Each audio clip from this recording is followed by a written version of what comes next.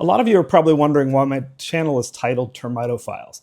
And the reason is because, well, for starters, I'm a termite entomologist. So I'm an entomologist and I specialize in the termites. I get really, really excited about termites.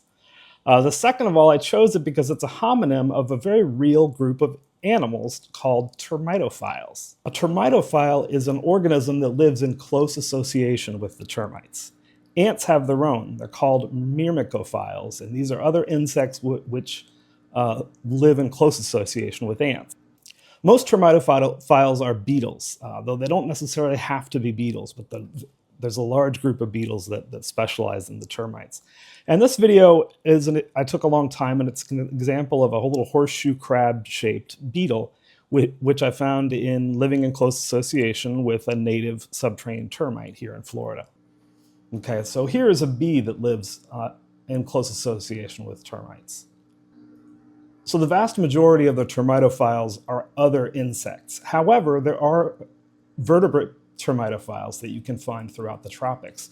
Usually they're birds or lizards which actually make nests inside of a termite nest by excavating out a portion of it. And the termites usually seem to tolerate this. Now, this is a fascinating group of termitophiles. This is actually a species of termite that lives only in close association with another species of termite.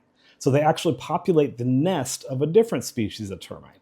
And you can open the nest up and you'll find the termites that built this nest. And then if you look in between little galleries, they'll have their own gallery system in there, lives this other species of termite. And it's really not very well studied because it's very hard to find in nature. The host, in this case, is a really interesting termite that actually specializes on feeding on lichens. Some termitophiles have taken to extremes, trying to disguise themselves as a termite. This is an example of one, and you can scour the internet and you will not find a photograph of this beetle rather. They're just not on the internet, but there's this old drawing of a termitophile from a long time ago. And you'll see, if you look at the bottom, you'll see his little head and legs, and at the front of him looks like an insect, just a normal insect body. But then he raises and holds over his head this giant abdomen with appendages and whatnot. Now, if you look at it from the top, which is on the top here in this figure, this beetle feels like a termite. It's a big decoy.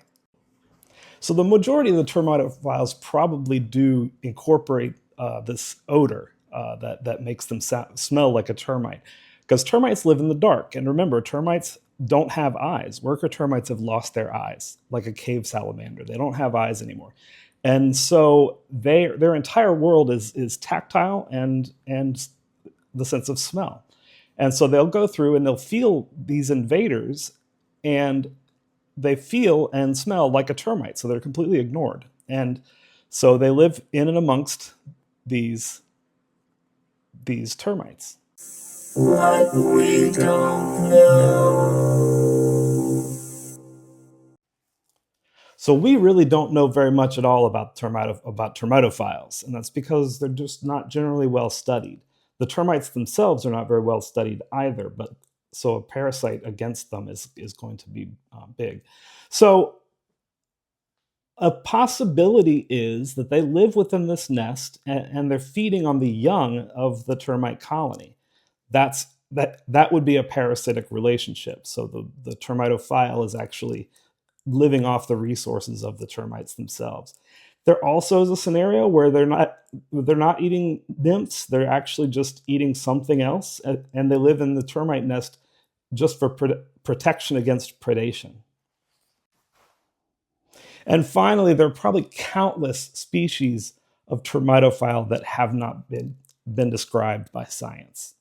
And if you find let's say you're in the Amazon rainforest and you find a new species of termite, you've probably also found a new species of termitophile if you look hard enough.